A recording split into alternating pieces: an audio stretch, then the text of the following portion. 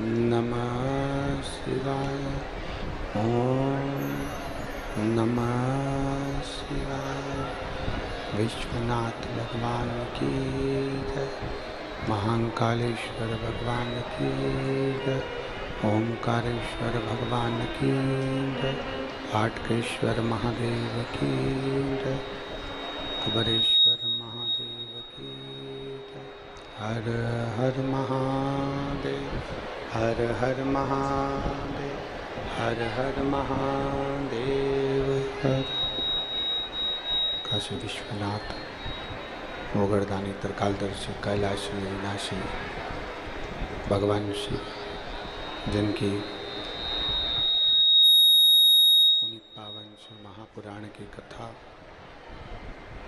संपूर्ण विश्व की भगवान शंकर की अनुपम कथा को श्रवण कर रहे सभी शंकर भगवान के छत्तीसगढ़ की काशी कहे जाने वाली ये पवित्र अमलेश्वर की भूमि, जहाँ आप और हम सब बैठकर भगवान शिव की पवित्र कथा का रसपान ग्रहण कर रहे हैं और भगवान देवादिदेव महादेव की पवित्र कथा को सुन रहे हैं।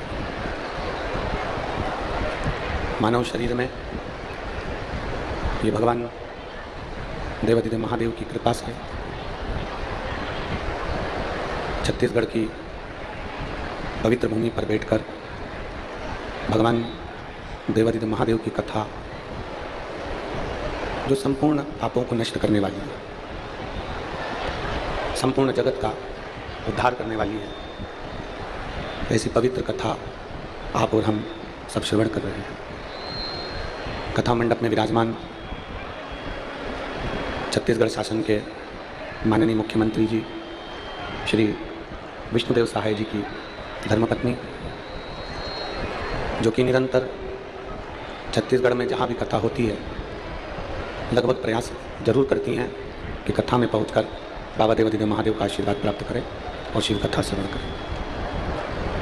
कथा के मुख्य यजमान श्री पवन खंडेलवाल जी, श्रीमती उमा देवी खंडेलवाल, श्री विशाल खंडेलवाल जी, श्रीमती जूही खंडेलवाल, श्री खेमलाल साहू जी, श्रीमती दुलारी साहू जी, श्री मोनू साहू जी, श्रीमती संगीता साहू जी, श्री सागर खंडेलवाल जी, श्रीमती चेतना खंडेलवाल जी एवं सहयोगी में श्री बसंत अग्रवाल जी। एक बार सभी के लिए जोरदार ताली बजाकर स्वागत, वंदन, अभिनंदन, जिन्होंने ये पवित्र शिव महापुराण की कथा का लाभ दिया है।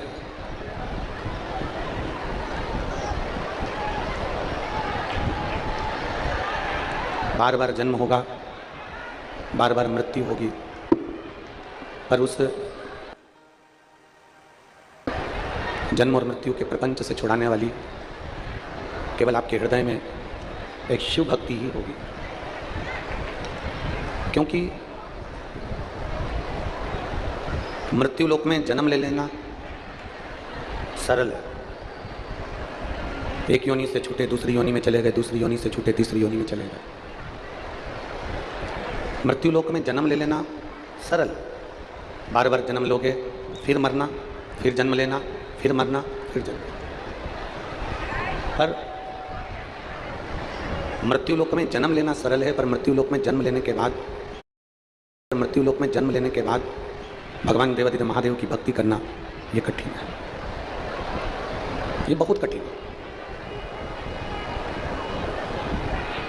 जन्म मिल गया, मानव का शरीर मिल गया, मनुष्य का शरीर प्राप्त हो गया, पर उस मानव शरीर के प्राप्त करने के बाद भगवान की भक्ति को धारण कर लेना, भगवान शंकर की अविरल भक्ति को प्राप्त कर लेना, ये थोड़ा कठिन है। पर यहाँ इस ज्येष्ठ के महीने की इतनी तीव्र गर्मी,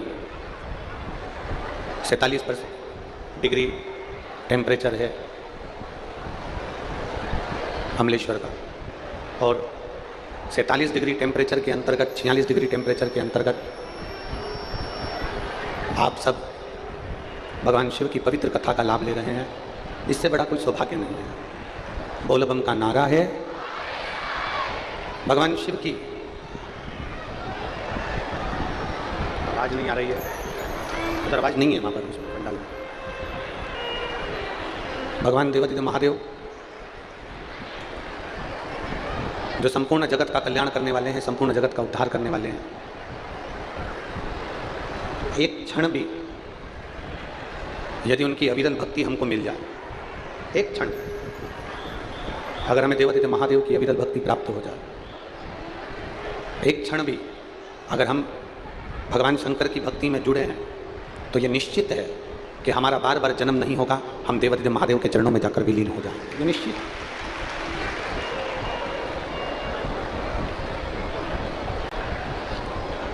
आपसे पूछे मोबाइल पे बात करते हो आप लोग? बोलो तो जम के, करते हो? मोबाइल पे बात कर रहे हो, अपनी सारी बात आप कह रहे हो, सारी बात आप बोल रहे हो, जिससे आप बात कर रहे हो वो आपको दिखाई नहीं दे रहा, वो आपको दिख नहीं रहा। जिससे भी हम फोन पर बात कर रहे हैं, जिससे भी हम मोबाइल पे बात कर रहे हैं, वो दिख नहीं रहा, दिखता नहीं। हाँ, यदि वीडियो कॉलिंग है तो दिख जाएगा, पर यदि वीडियो कॉलिंग नहीं है और आप किसी को फ़ोन लगाए हो, आपने किसी को मोबाइल लगाया, किसी को फ़ोन लगाया, उससे बात कर रहे हो, तो वो दिखेगा नहीं। वीडियो कॉल करा है तो दिख सकता है, पर वीडियो कॉल नहीं है और आप किसी को फ़ोन लगाए हो तो वो दिखने वाला नहीं, वो दिखता नहीं है।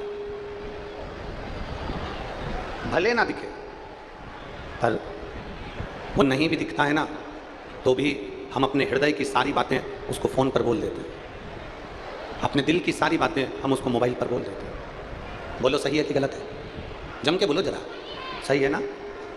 जिससे हम मोबाइल पर बात कर रहे हैं वो हमको दिख नहीं रहा, पर हम अपने मन की पूरी बात उसको बोल रहे हैं, अपने मन की सारी बात हम उसको कह रहे हैं, वो दिख नहीं रहा।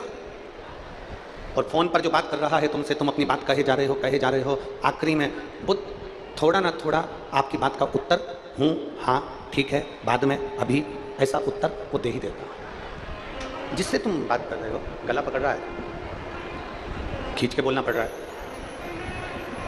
जिससे तुम बात कर रहे हो वो दिखाई नहीं देगा,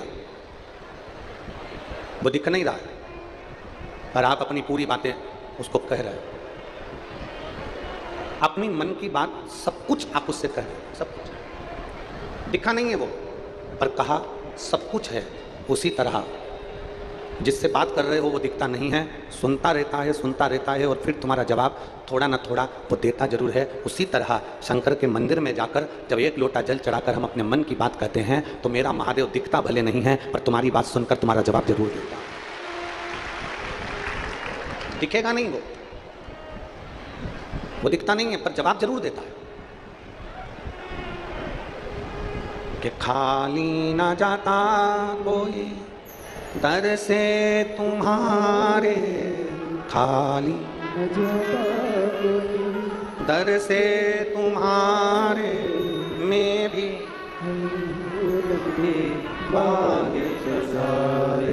अपने हृदय लगा लो,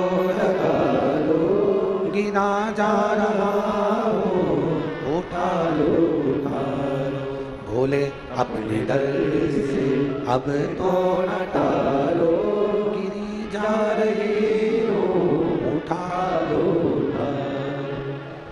दिखेगा नहीं वो, पर आपका जवाब देगा जरूर, बोलेगा जरूर, निश्चित है, कहेगा जरूर।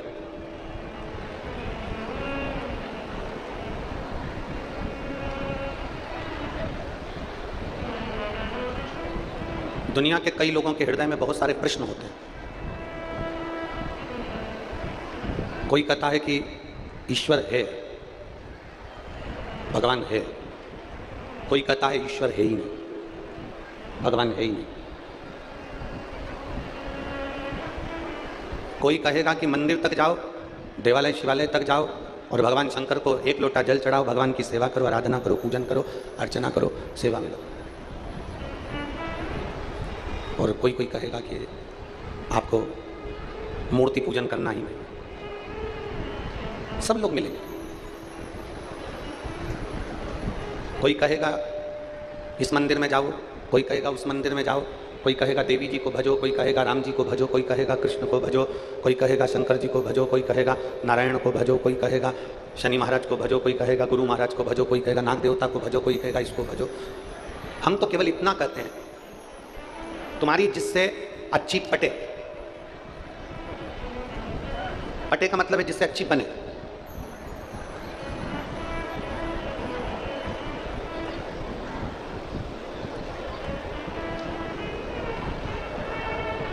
जिससे तुम्हारी अच्छी बन जाए, जिस देवता से तुम्हारी अच्छी लगन जुड़ जाए, जिस देवता से तुम्हारा मन जुड़ जाए, जिस देवता से तुम्हारा चित्त जुड़ जाए, जिस देवता से तुम्हारे मन की बात हो जाए। हम तो उतना कहते हैं कि जिस देवता से तुम्हारे हृदय का भाव जुड़ा हुआ है, उस देवता को भजना प्रारंभ कर दो, वो तुम्हारी नैया पकड़कर पार कर देंगे। निश्चित है।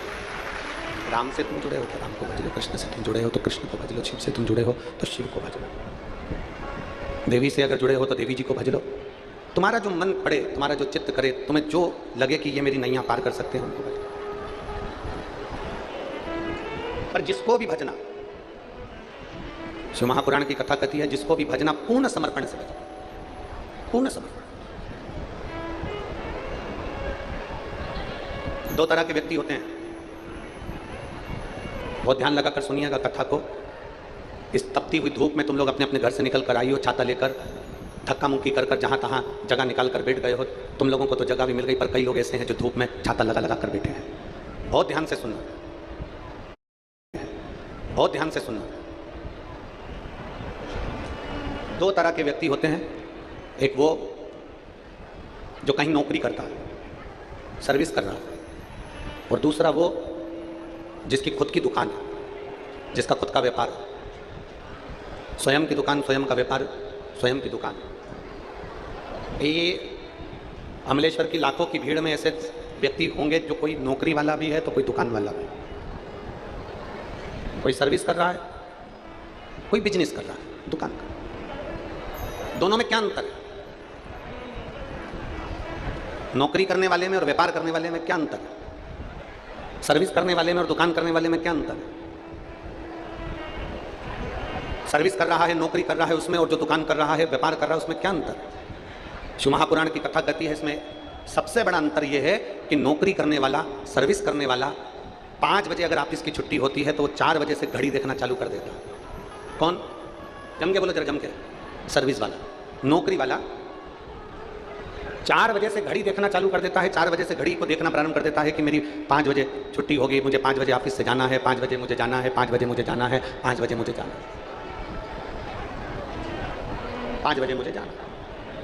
नौकरी वाला, सर्विस वाला 4 बजे से अपनी घड़ी देखना चालू कर देता है। क्यों? क्या कारण? 4 बजे से वो घड़ी देख रहा, ये नौकरी वाला, सर्विस वाला। और दुकान वाला, दुकान वाला घड़ी नहीं देखता। रात के 10 बज रहे हैं ना, दुकान मंगल कर रहा है, और कोई ग्राहक आकर खड़ा हो गया तो ग्राहक आते से ही वो 10 बजे रात को भी सामान देगा जरूर। अगर 10 बजे रात को भी कोई ग्राहक आ गया तो दुकान बंद करते करते करते करते भी अपना सामान जो है वो देगा। नौकरी वाला 4 बजे से घड़ी देखना चालू कर देता है, और व्यापार करने वाला जिसकी खुद की दुकान है वो घड़ी नहीं देखता। जाते जाते भी ग्राहक आ जाए तो उसको देखकर फिर जाता है। उसका केवल एक कारण है कि नौकरी वाला घड़ी इसलिए बार बार देखता है क्योंकि उसका नौकरी के प्रति पूर्ण समर्पण नहीं है, और दुकान वाला घड़ी इसलिए नहीं देखता क्योंकि वो पूर्ण अपने व्यापार की ओर समर्पित होकर चलता है। अपना पूर्ण समर्पण उसका व्यापार में है। मेरा व्यापार मुझे आगे बढ़ाना है, मेरा काम मुझे आगे बढ़ाना है, मेरे व्यापार को मुझे आगे बढ़ाना है, मेरे कार्य को मुझे आगे बढ़ाना है, मेरे काम को मुझे आगे बढ़ाना है। व्यापार वाला सोचता है कि मुझे अपने व्यापार को 4 चांद लगाना है, मुझे मेरे व्यापार को बढ़ाना, तो पूर्ण समर्पित होकर काम करता है। नौकर भले ढिलाई कर दे, नौकर भले काम में कंजूसाई कर दे, पर जिसकी दुकान है वो कंजूसाई नहीं करता, वो खुद नौकर जैसा लग जाएगा और काम करके ही मानेगा, स्वयं लग जाएगा, स्वयं करेगा, स्वयं। बस शिव महापुराण की कथा यही कर रही है। सर्विस जैसा समर्पण नहीं चाहिए कि 4 बजे से तुम घड़ी देखना चालू कर दो कि अब मुझे जाना है, अब मुझे जाना है, अब मुझे जाना है। आप में से कई माताएं ऐसी बैठी हैं, कई बहुएं ऐसी बैठी हैं, टीवी पर कथा सुन रहे हैं, कई भाई बहन ऐसे बैठे हुए हैं जो 40 साल की जिनकी उम्र है, 45 साल की उम्र है, और उन्होंने अपने जीवन को सोच लिया अब तो मेरा जिंदगी खत्म हो गई, अब मेरे से बनता नहीं है, अब तो मैं मरने वाला हूँ, अब तो मेरा शरीर बेकार हो गया, अब तो मैं किसी काम का ही नहीं रहा, अब तो मैं परेशान हो गया, अब तो केवल अब अंतिम क्षण 40-45 की उम्र में तुम कह रहे हो कि मेरे शरीर से नहीं बनता। 40-45 की उम्र में तुम कह रहे हो कि मेरा शरीर काम नहीं करता। 40-45 की उम्र में तुम कह रहे हो कि मैं किसी काम का नहीं रहा। मतलब तुम सर्विस वाले हो, इसलिए तुमने ये विचार कर लिया कि अब मेरा शरीर काम का नहीं है, मैं काम का नहीं हूं, अब मेरा मरने की उम्र हो गई। पर अगर देखना है तो किसी व्यापार वाले को देखो, देखना है तो घर के किसी बुजुर्ग को देखो जो 85 साल का होने के बाद भी रसोई घर में भोजन बनाने के लिए तैयार खड़ा है। उसको देखो, उससे थोड़ा ज्ञान लो, उससे थोड़ा सीखो। 80 वर्ष की बूढ़ी माँ, 75 वर्ष की पिता, 70 वर्ष की माँ, 65, 70, 75, 80 वर्ष के किसी बुजुर्ग को देखना तो भी उनके शरीर में फुर्ती है। और एक नवयुवक बच्चे, आज के जमाने के नवयुवक लोग सोचते हैं कि ये जीवन किस काम का, तो छोड़ दे तो अच्छा, अब तो जीवन समाप्त कर दे तो अच्छा, अब जीवन बेकार हो गया, अब तो जाना है, छोड़ना है, छोड़ दे।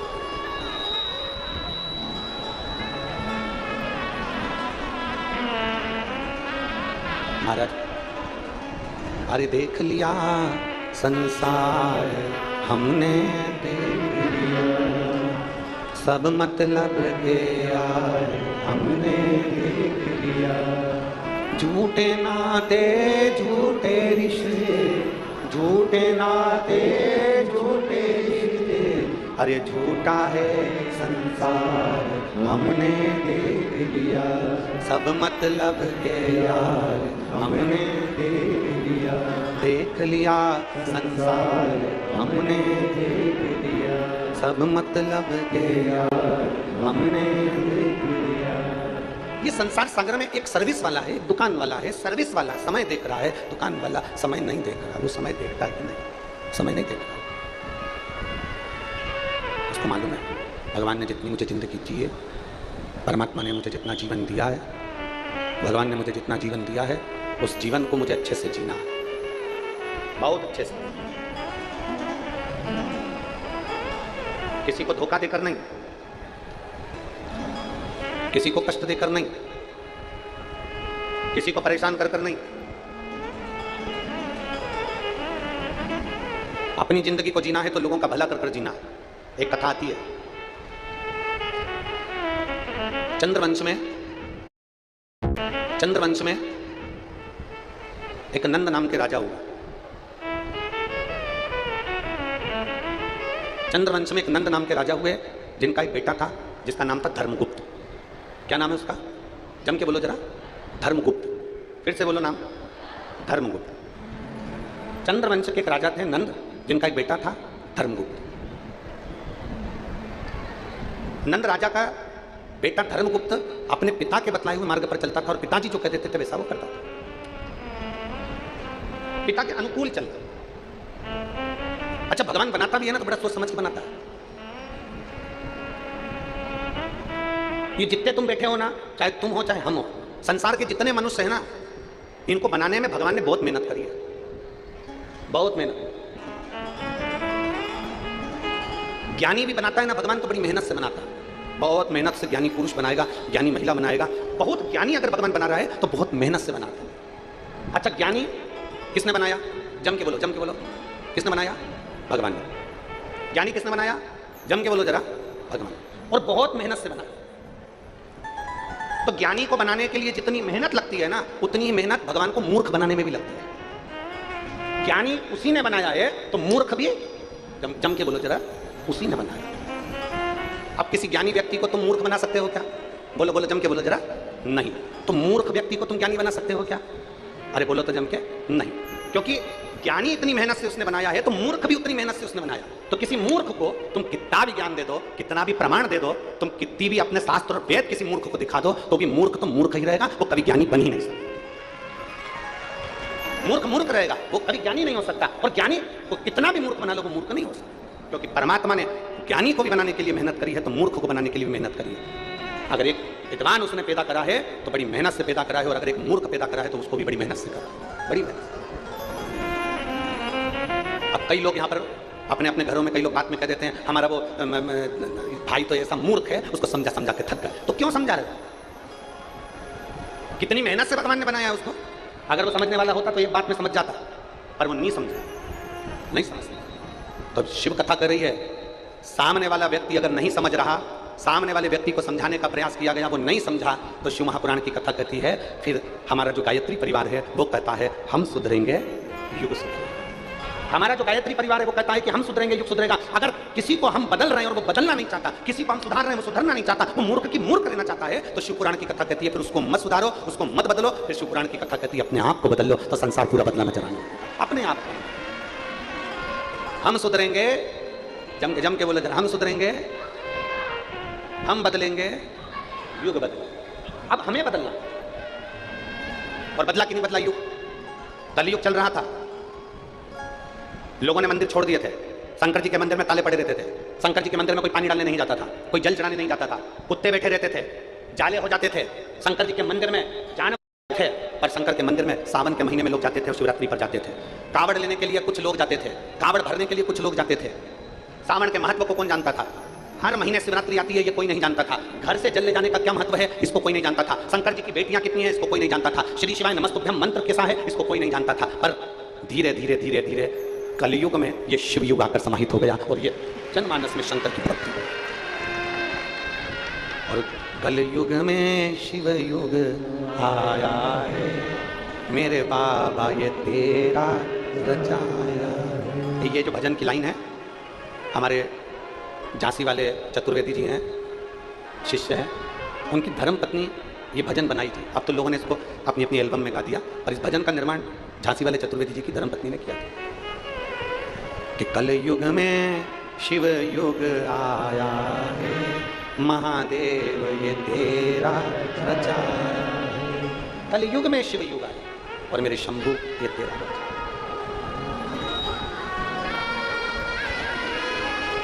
उसकी रचना, ये उसका बनाया था, ये उसने निर्मित किया। एक बात आप लोगों से पूछें, छत्तीसगढ़ वालों जरा जवाब देना, और आस्था चैनल के सामने बैठकर जो कथा सुन रहे हैं वो भी जवाब देना। जब आप शंकर जी के मंदिर में जल चढ़ाने के लिए जाते होंगे, छोटे छोटे बच्चे लोटा लेकर जल चढ़ा रहे होते होंगे, आपका दिल खुश होता होगा कि नहीं होता होगा? जम के बोलो जरा, होता होगा ना कि इतने छोटे छोटे बच्चे शंकर जी के मंदिर में जा रहे हैं, इतने छोटे छोटे बच्चे शिव मंदिर में जाकर जल चढ़ा रहे हैं, इतने छोटे छोटे बच्चे भगवान की आराधना कर रहे हैं। तो ये कलयुग है कि शिव युग है? प्रसन्नता।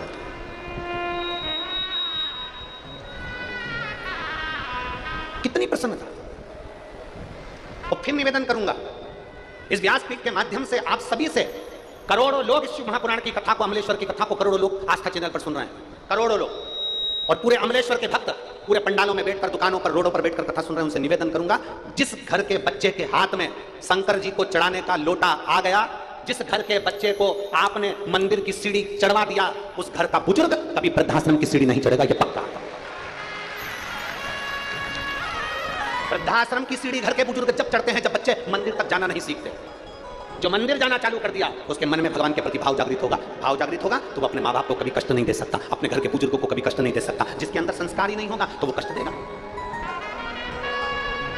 इसलिए निवेदन है कि गांव में फसल बिगड़ रही है और शहरों में नस्ल बिगड़ रही है।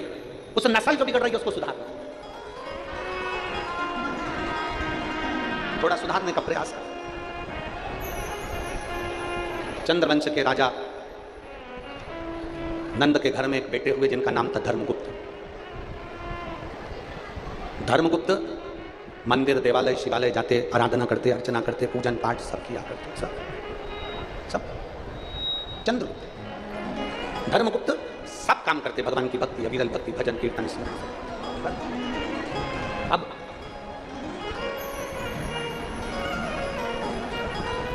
एक दिन धर्मगुप्त अपने किसी मित्र के साथ में मंदिर की आराधना छोड़कर, मंदिर की पूजन छोड़कर, शंकर जी के मंदिर में जल चढ़ाने की जगह धर्मगुप्त अपने मित्र के साथ में भ्रमण करने चले गए, घूमने के लिए गए। और घूमने जाने पर उसी मित्र के घर पर एक रात्रि विश्राम कर लिया।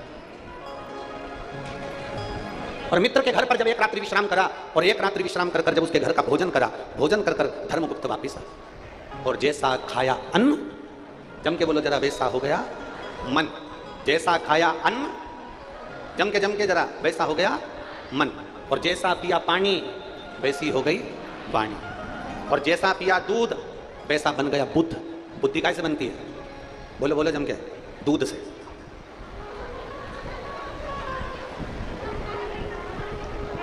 पहले लोग गाय का दूध पीते थे, गौ माता का।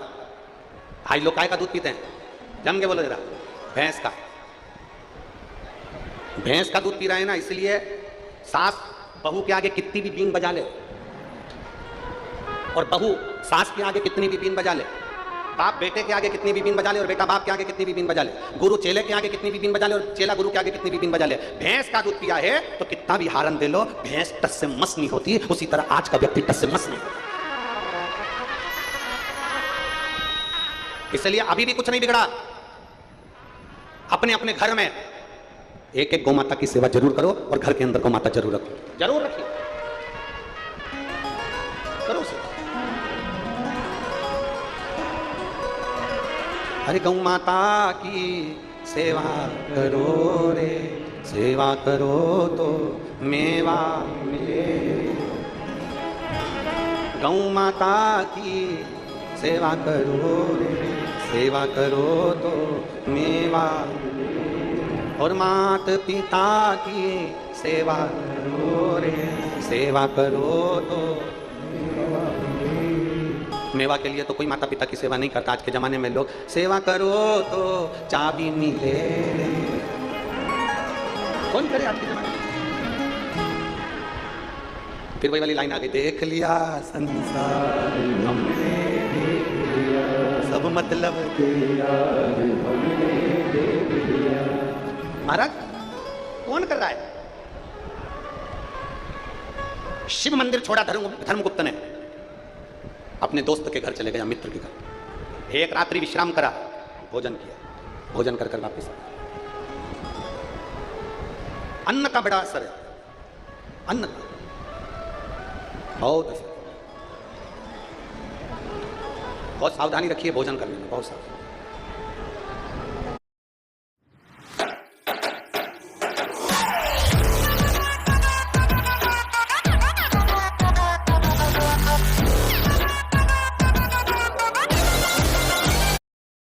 बहुत सावधानी रखिए भोजन करने में, बहुत सावधानी।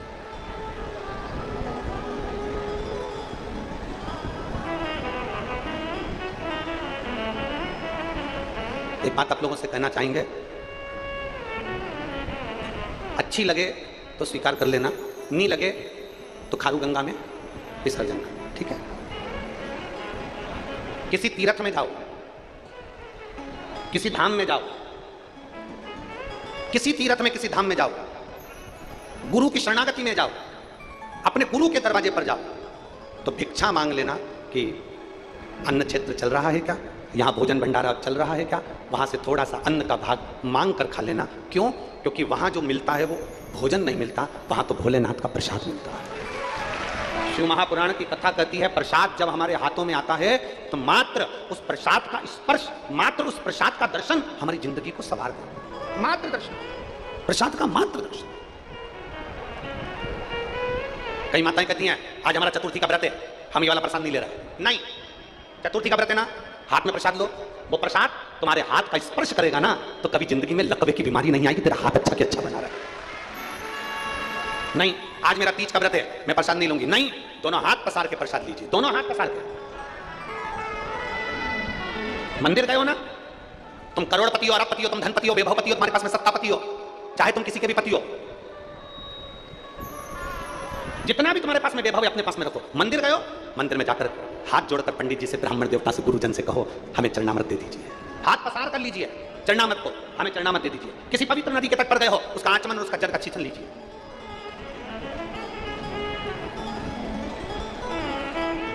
वो कितना फल देगा। एक पत्र है, देखिए,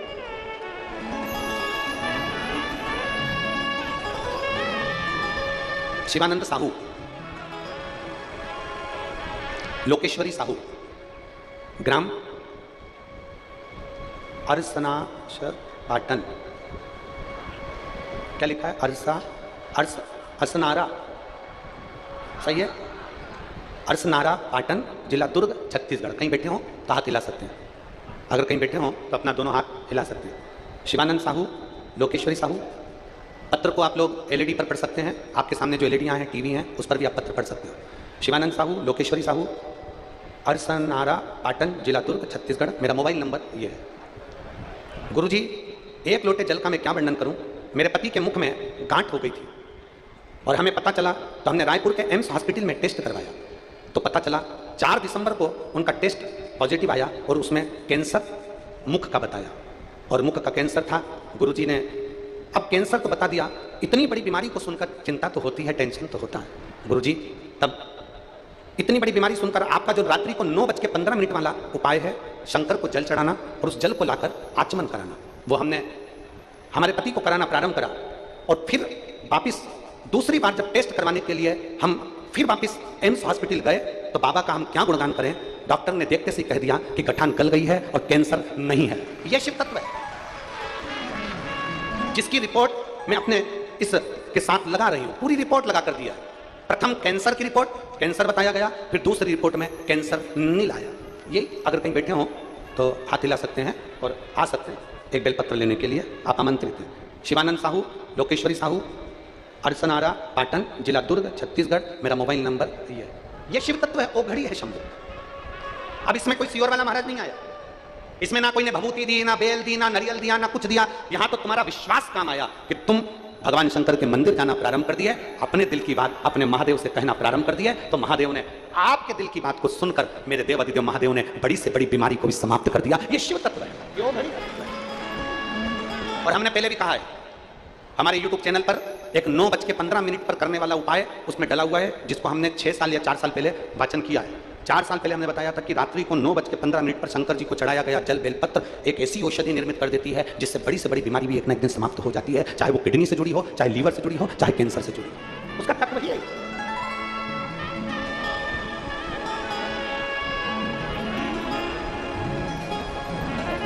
एक जीवन की सार्थकता सिद्ध होती है उसमें, एक आनंदता सिद्ध होती है।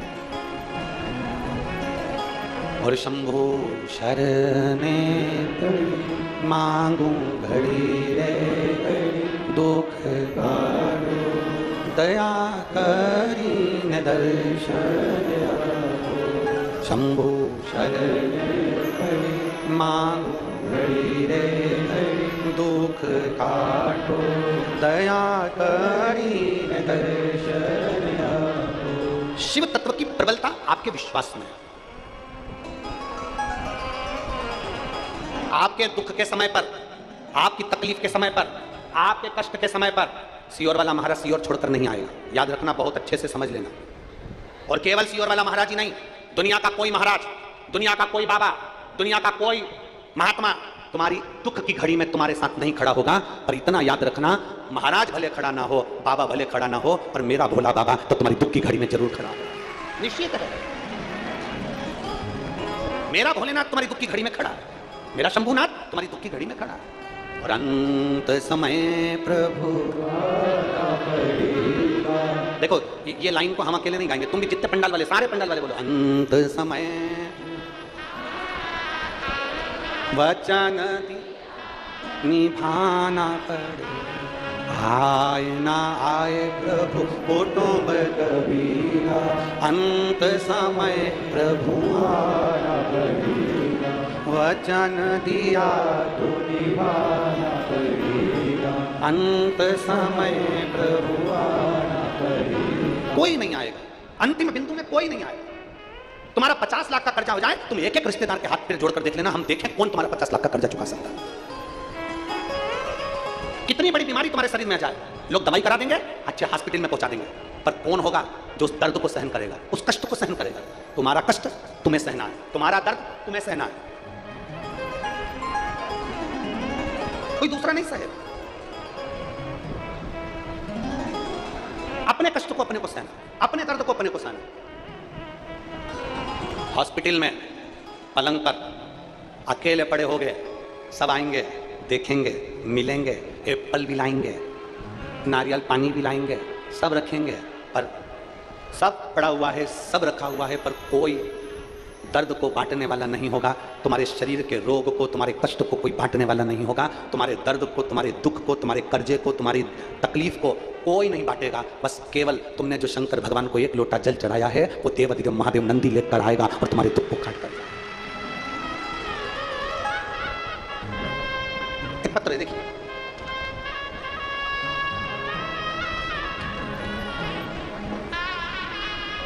मैं अन्नू मिश्रा, पत्नी श्री अवनीश मिश्रा, जिला मैनपुरी, उत्तर प्रदेश से यहाँ आई हूँ। उत्तर प्रदेश की रहने वाली हूँ, मैनपुरी की। मैं अन्नू मिश्रा, पत्नी श्री अवनीश मिश्रा, मैं जिला मैनपुरी उत्तर प्रदेश की रहने वाली हूँ। कहीं बैठी हैं? हाथ हिलाइएगा। आप ही हैं? श्री शिवाय नमस्ते। एक बार वापस हाथ हिला दो। मैं अन्नू मिश्रा, पत्नी श्री अवनीश मिश्रा, जिला मैनपुरी उत्तर प्रदेश की रहने वाली हूँ। मैं भोलेनाथ का क्या वर्णन करूँ? बेटी आई है क्या साथ में? आई है? लिया इसको, लिया, लेके आ जाओ इसको। मैं उत्तर प्रदेश से आई हूँ गुरुदेव। मैं अन्नू मिश्रा, पत्नी अवनीश मिश्रा, जिला मैनपुरी उत्तर प्रदेश की रहने वाली हूँ। पत्र को आप लोग हमारे साथ में एलईडीओं पर, टीवी पर पढ़ सकते हैं। जिला मैनपुरी उत्तर प्रदेश की रहने वाली हूँ।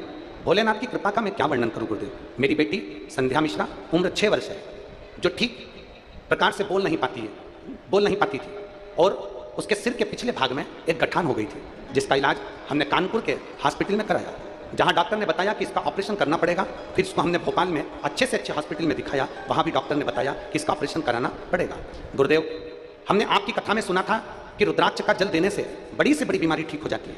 गुरुदेव, हम सीहोर से रुद्राक्ष लेकर आए और रुद्राक्ष का जल बेटी को पिलाना प्रारंभ किया और लगाना प्रारंभ किया। गुरुदेव, भोले बाबा का हम क्या वर्णन करें।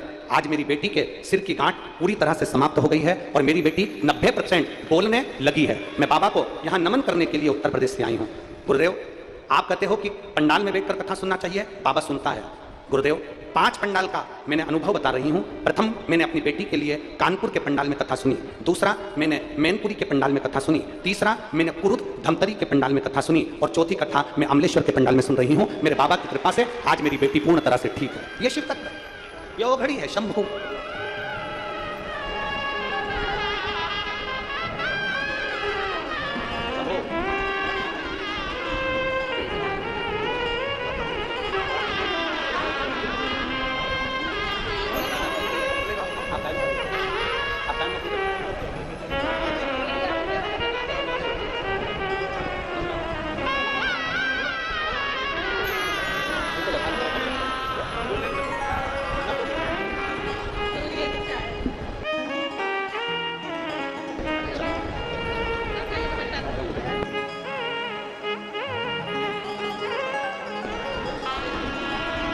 इस बेटी के, उसके पापा सीआरपीएफ में सर्विस भी करते हैं।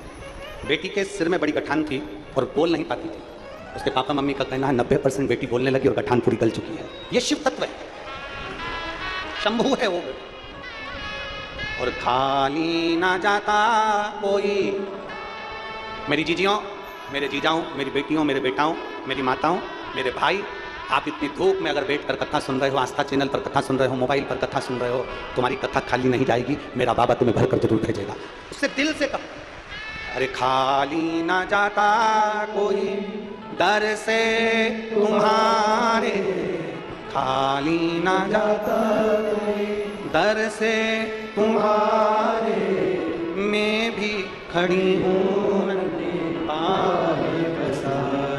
अपने हृदय लगा लो,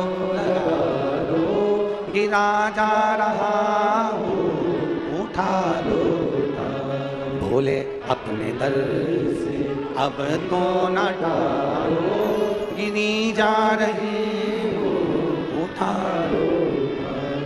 कोई साथ नहीं दे, ना हम आएंगे ना दुनिया का कोई व्यक्ति आए। अंत समय में जब तुम्हारी तकलीफ की घड़ी हो, जब तुम्हारी कोई ऐसा समय तुम्हारे पास में आ गया कि मैं बहुत कष्ट में हूं, उस समय उसको याद करना, उस परमात्मा को याद करना, मेरे ओघड़दानी, मेरे शंभू को याद करना। देरी नहीं करेगा। ब्रह्मा जी ब्रह्मलोक में रहते हैं, भगवान विष्णु वैकुंठ लोक में रहते हैं और मेरा देवादिदेव महादेव पृथ्वी पर रहता है। जो पास में रहता है वो सबसे पहले तोड़कर आएगा, तुम्हारा दुख हर करेगा। नजदीक में आए शिव, नजदीक शंभू, उसको पुकारो, उसको बुला महाराज।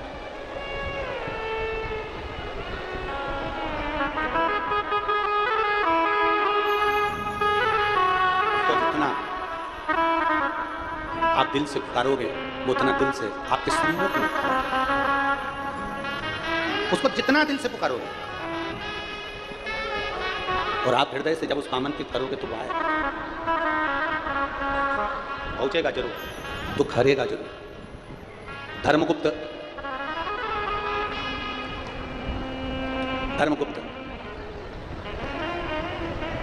मित्र के घर गया और मित्र के घर में भोजन कर आ गया एक रात्रि। एक रात्रि विश्राम करा और भोजन कर करा गया। धर्म अन्न बहुत असर करता है, बहुत असर। आप लोगों में से रात्रि के समय पर कोई इस पंडाल में आए हो? जम के बोलो जरा, हाथ उठाओ कौन कौन आया रात्रि को पंडाल में? आए हो आप लोग? दिन का नज़ारा आप लोग अपनी आंखों से देख लेते हो, कथा हो रही है, सब आराम से बैठे हैं, आनंद ले रहे हैं, कथा सुन रहे हैं। कभी बन सके ना, ए रायपुर वालों, दुर्ग वालों, अमलेश्वर वालों, बन सके तो कभी रात्रि के समय पर आकर इस पंडाल का नजारा देखना। सब अपनी मस्ती में शंकर को याद कर कर पुकारते हुए, गाते हुए, भजन में डूबे हुए। कभी रात्रि का नजारा देखो।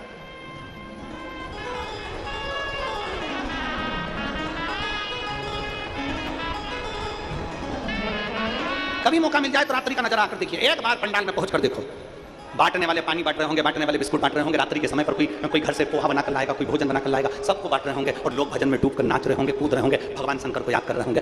कुंभ में 12 साल में कुंभ का नजारा एक बार देखने को मिलता है। कुंभ का नजारा एक बार दर्शन करने को मिलता है। और शिव महापुराण का ये कुंभ ऐसा कुंभ है जो हर 7 दिन में नजारा दर्शन करने को मिलता है। इसका आनंद लीजिए, इसका आनंद। धर्मगुप्त ने अपने मित्र के घर का भोजन कर लिया। एक रात्रि विश्राम करा और भोजन ग्रहण करा। एक रात्रि विश्राम और भोजन करा।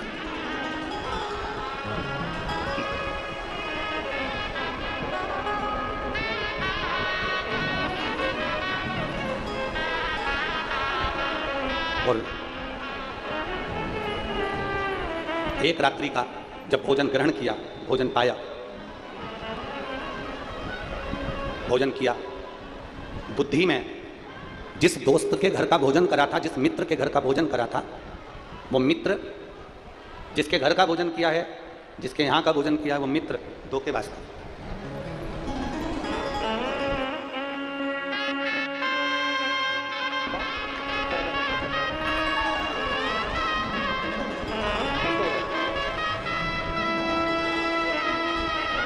ये शिवानंद साहू जी हैं, लोकेश्वरी साहू, अरसनारा, पाटन जिला दुर्ग से, जिनके मुख में डॉक्टर ने एम्स में कैंसर बता दिया था और फिर रात्रि के 9:15 वाला जो प्रयोग किया और आज बाबा की कृपा से कैंसर नील आया है। एम्स की रिपोर्ट उनके हाथ में दी गई। एक बार, ये आपकी ताली नहीं है, ये महादेव से इनको आशीर्वाद दिलाया गया है। एक बार जोरदार ताली बजाएं।